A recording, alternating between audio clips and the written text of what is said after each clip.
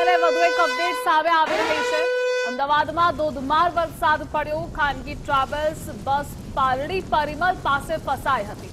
પાણી હોવા છતાં ડ્રાઈવરે બસ પાણીમાં ઉતારી। બસ અંડરબ્રિજમાં ફસાતા મુસાફરોના જીવ પણ તાળવે ચોંટ્યા। ફાયરની ટીમે દોરડા વડે મુસાફરોનું રેસ્ક્યુ કર્યું હતું। અને આજ મુદ્દે સચિન આપણી સાથે જોડાયેલા છે। સચિન, ખાનગી ટ્રાવેલ્સ બસ પણ પાલડી પાસે ફસાઈ હતી, હાલ શું સ્થિતિ?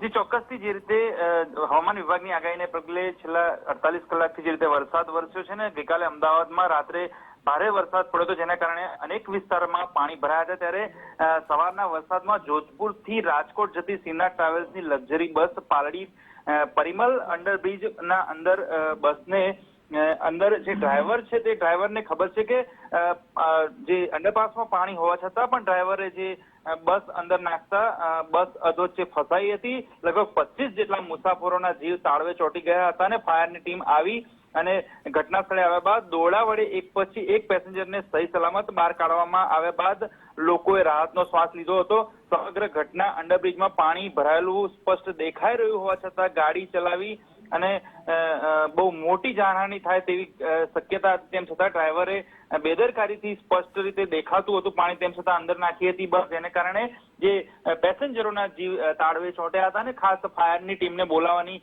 ફરજ પડી હતી ને ફાયરની ટીમની સૂઝબૂછથી જે તમામ જે લોકો છે તેને દોરડા વડે એક બાદ એક પેસેન્જરોને બહાર કાઢ્યા હતા। જે રીતે દ્રશ્યો સ્પષ્ટ જોઈ શકાય છે। અમદાવાદમાં આવી ઘટના પહેલી વાર બની છે કે આવા અંડરબ્રિજમાં સાહસ કરીને ડ્રાઈવરે જે બસ અંદર નાખી હતી, જેને કારણે જે પેસેન્જરો મુશ્કેલીમાં મુકાયા હતા, પરંતુ એક પણ પેસેન્જરના જીવ નથી ગયા અને જે ફાયર બ્રિગેડની કામગીરીને કારણે સૂઝબૂછથી તમામ લોકોને સહી સલામત બહાર કાઢવામાં આવ્યા હતા। જી ધ્રુવિતા। જી સચિન, જોડાવા બદલ આભાર આપનો।